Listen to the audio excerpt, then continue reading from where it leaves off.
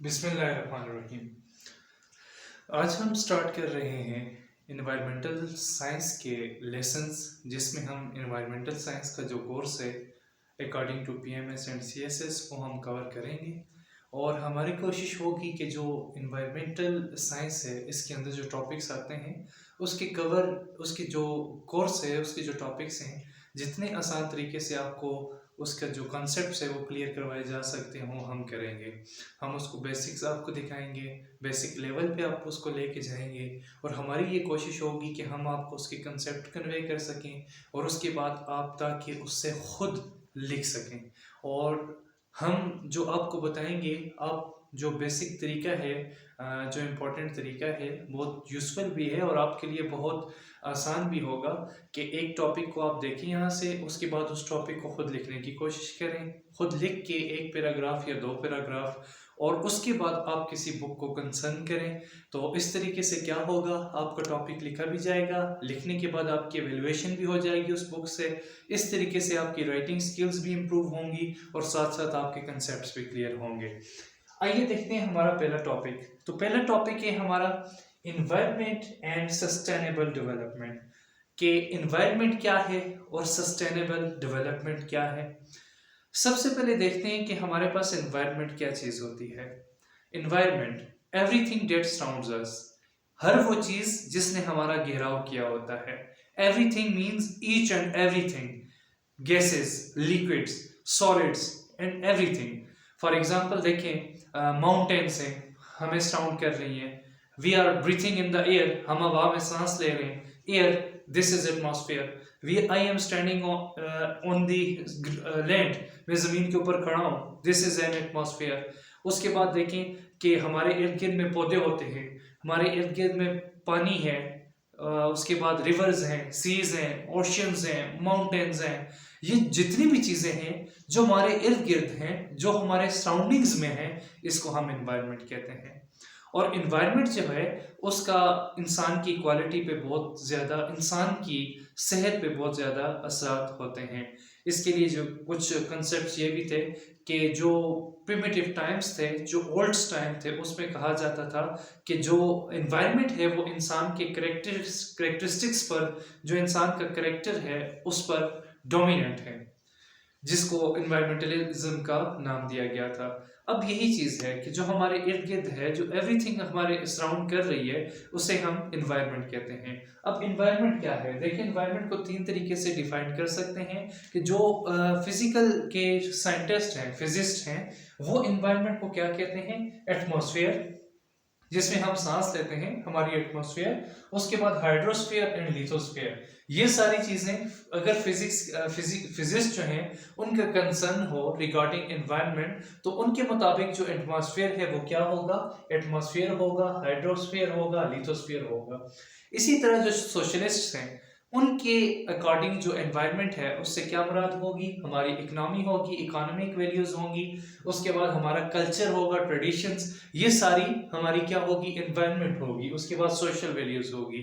इसी तरह जो बायोलॉजिकल के स्टूडेंट हैं या बायोलॉजिस्ट्स हैं, उनके रिगार्डिंग हमारी एनवायरनमेंट क्या होगी, उनके रिगार्डिंग हमारी बायोलॉजिकल एनवायरनमेंट है, जिसमें हमारे ऑल लिविंग ऑर्गेनिजम्स हैं, उनकी रिप्रोडक्शन है, उनकी डिजेनरेशंस हैं, उनकी डिग्रेडेशंस हैं। ये सारी चीज़ें जो हैं ये किस में आ जाती हैं, बायोलॉजिकल के एनवायरनमेंट के कंसेप्ट से। इस सब से हमें ये पता चलता है कि each and everything, the sum of all atmosphere, hydrosphere, lithosphere, economic, culture, social, biological environment, all living organism, the sum of all these things will make an environment। ये सारी चीजें मिलके क्या बनाती हैं, एक environment बनाती हैं। अब दूसरी चीज आती है सस्टेनेबल डेवलपमेंट। सस्टेनेबल, किसी भी चीज की ओरिजिनल हालत को सस्टेन करना, डेवलपमेंट, तरक्की करना। अब यहाँ पर देखें, हम प्रोडक्शन करते हैं, मुख्तलिफ क्रॉप्स की प्रोडक्शन करते हैं, एग्रीकल्चर में हम वीट की प्रोडक्शन करते हैं। आया कि हम वो जो प्रोडक्शन कर रहे होते हैं उस पे जो हमारी इन्वेस्टमेंट हो रही होती है, उस इन्वेस्टमेंट के बदले में हमें वो चीज़ प्रोडक्शन मिलती है, क्या वो हमारी इन्वेस्टमेंट ज़्यादा होती है इन डिफरेंट फॉर्म्स में और हमारी प्रोडक्शन जो होती है वो कम होती है, और उसी इन्वेस्टमेंट के, उसी प्रोडक्शन के हमारी एनवायरनमेंट पे या सस्टेनेबल ग्रोथ पे क्या फ़र्क पड़ता है, ये चीज़ हम देखते हैं।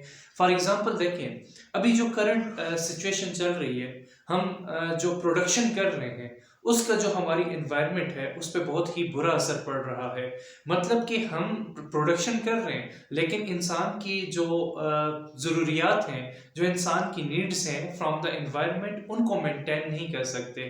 सस्टेनेबल डेवलपमेंट से मुराद है कि इंसान की जो ज़रूरियात हैं एनवायरनमेंट से, उसकी क्वालिटी भी मेंटेन रहे और साथ साथ डेवलपमेंट भी हो। यहाँ पर क्या हो रहा है, जो हमारी ज़रूरियात हैं एनवायरनमेंट से, फॉर एग्जांपल एयर है, वाटर है, ये सारी की सारी चीज़ें, इनकी क्वालिटी क्या होती जा रही है, डाउन होती जा रही है और डेवलपमेंट ज़्यादा होती जा रही है।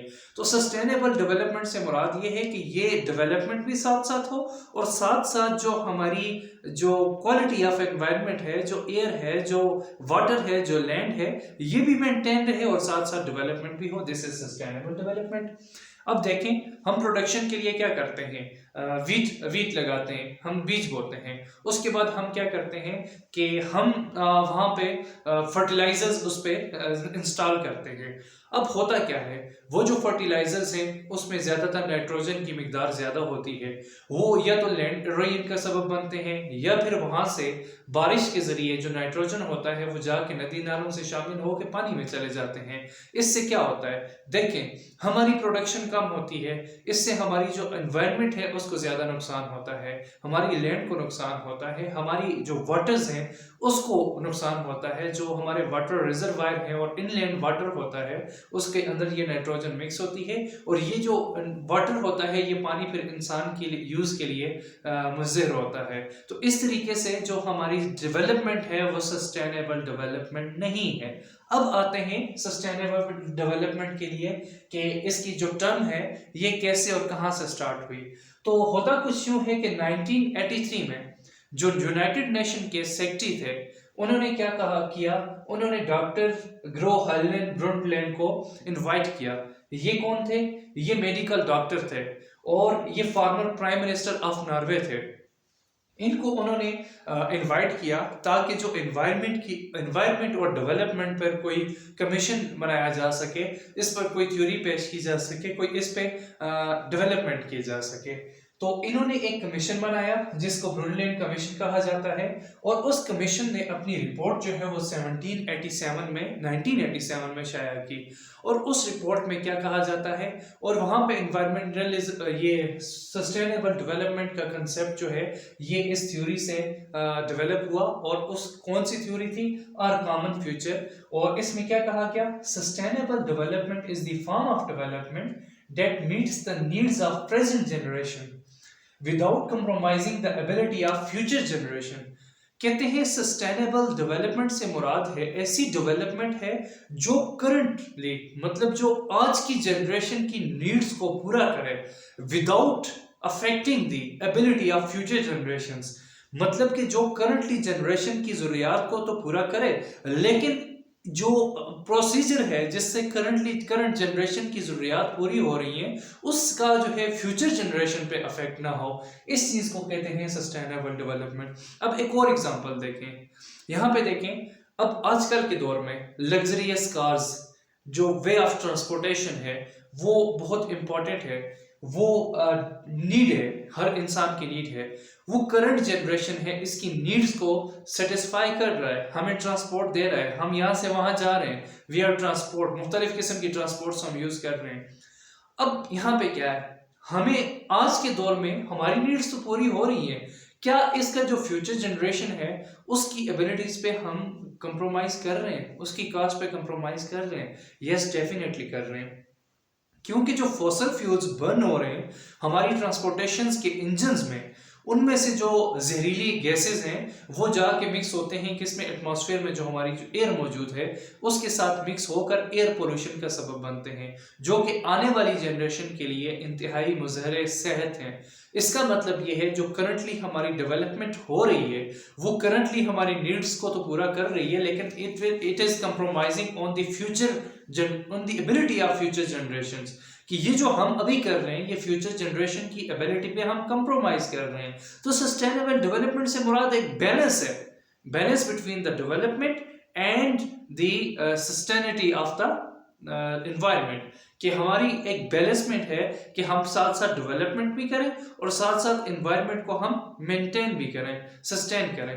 तो ये चीज़ थी, ये हमारा बेसिक कंसेप्ट था सस्टेनेबल डेवलपमेंट का, जिसका हमने पहले जिक्र किया था कि उन्होंने और कॉमन फ्यूचर जो है थ्योरी पेश की थी, जिस थ्योरी में सस्टेनेबल डेवलपमेंट का जिक्र था। और ये एक कमीशन बनाया गया था, कमीशन 1983 में बनाया था। यूनाइटेड नेशंस के जो सेक्रेटरी थे उन्होंने डॉक्टर ब्रूलैंड को बुलाया था, जो कि मेडिकल डॉक्टर थे और फॉर्मर प्राइम मिनिस्टर थे नॉर्वे के। उन्होंने ये थ्योरी पब्लिश की थी, तो ये जिसमें सस्टेनेबल डेवलपमेंट का कंसेप्ट था। और सस्टेनेबल डेवलपमेंट में दो चीज़ें आती हैं, एक नीड्स आती है, एक लिमिटेशंस आती हैं। नीड्स क्या है? देखें, हम जिंदा हैं, हम एयर जो है उसको इनहेल करते हैं, ब्रीथ करते हैं, दिस इज आवर नीड। हम खाना खाते हैं, ठीक है, we produce food, this is our need. अब यहाँ पे देखें, हम पानी पीते हैं, ठीक है, उसमें से कुछ पानी हम दरियाओं से हासिल करते हैं और कुछ पानी हम जो है जमीन से निकालते हैं, दिस इज आवर नीड। अब लिमिटेशन क्या है? लिमिटेशंस है स्टेट ऑफ टेक्नोलॉजी, लिमिटेशंस है कि किस तरीके से हम प्रोडक्शन करते हैं, सोशल ऑर्गेनाइजेशंस है, लिमिटेशंस उसके ऊपर। और उसके बाद और क्या है? Environmental ability to meet present and future needs. जो लिमिटेशंस है वो क्या है कि हम उस चीज़ की प्रोडक्शन ऐसे करें कि ताकि जो इन्वायरमेंट है वो मेंटेन रह सके और उसका आने वाली जो नस्लें हैं, जो फ्यूचर जनरेशन्स हैं, उनकी एबिलिटी पे कोई फ़र्क ना पड़े। तो ये हमारे पास नीड्स और उसके बाद लिमिटेशंस का कंसेप्ट था। तो ये थी सस्टेनेबल डेवलपमेंट। मज़ीद वीडियोस हम डिस्कस करेंगे अपने नेक्स्ट लेक्चर में। Thank you.